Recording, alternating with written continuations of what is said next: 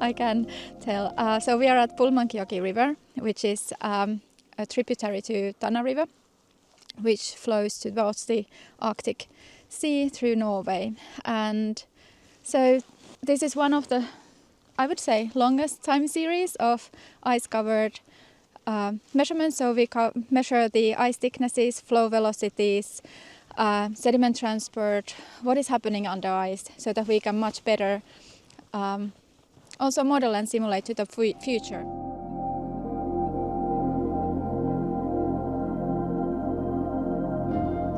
Well, this is like a nature laboratory because this is non-regulated river system, and we are here up north, like 70 north, between the subarctic and Arctic environment, which is warming fastest in the whole world. So basically you can already see the changes with your own bare eyes after coming here like several years in a row. So then you can actually see the changes, and this is like the best place to measure and observe those changes that are happening because they happen here so fast. If we in the future lose the ice cover, then that will of course change or affect the flow dynamics, and it will most likely have some effects to the sediment transport and geomorphological components in the river.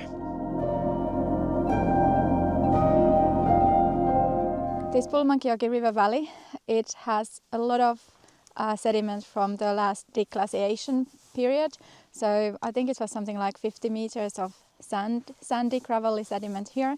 And this is one of the downstream most big banks which was here. So it continues far up 5 kilometers or so, these meandering river banks. So this kind of represents the meandering river valley very well, and there is annually really huge erosion events on these banks, so that's why it was selected as a site.